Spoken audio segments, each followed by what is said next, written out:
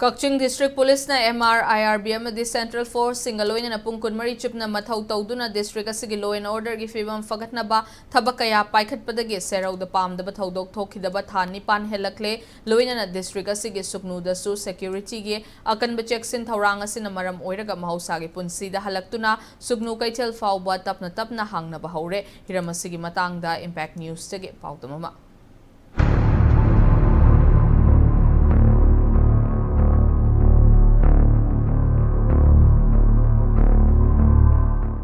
Sherau haiba khulasi mamang sahigi megi tang kunga nipan amadi koi jun gi tang mari da kuki khulai paiba singna tangkak anirak thokna koi attack chathrak tuna haiba lamdam masigi koi maitei gi yungkia mai thakhiba loinana koi gi maitei gi mioi kaya amana haiba attack atuda asi ana aso opan nangkhibagi thawlok sing thok tuna tongan ba mafam singda koi lanjena re adubu haukhiba tha nipan rom asidi haiba area sida koi mahoksa punsida tamna halaktuna koi mioi ke ama asidi masa gi maramdam haiba serau lamdam asida halaktuna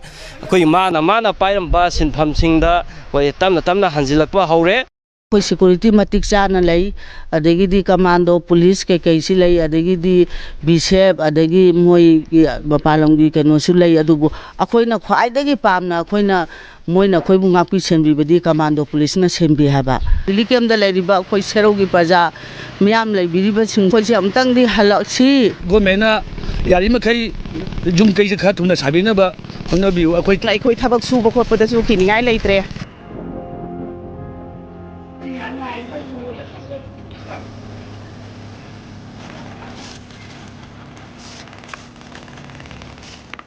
Serong amsung sugunuje si mahusagi punsida koi halakna nabadana koi ahing thing tumba chaba khangdan hojikse commando amadi koi leriba yabi personnel sing asina hojikse 24 hour koi duty toroga yam kanna ngak sendana patrolling chatana scenery haitare mahusagi punsida hanjilaknaba maleba iramdam sigi damukta koi ngak senanaba makhatana koi serong sugunu sida koi hoji makhatana leigigani amasung koi adugi thodang adu chapchara loge hadan state force moina koi sari thodang ne khalaga ngasi bawda iramdam sida koi hojik bawda ngak senoi thogse thari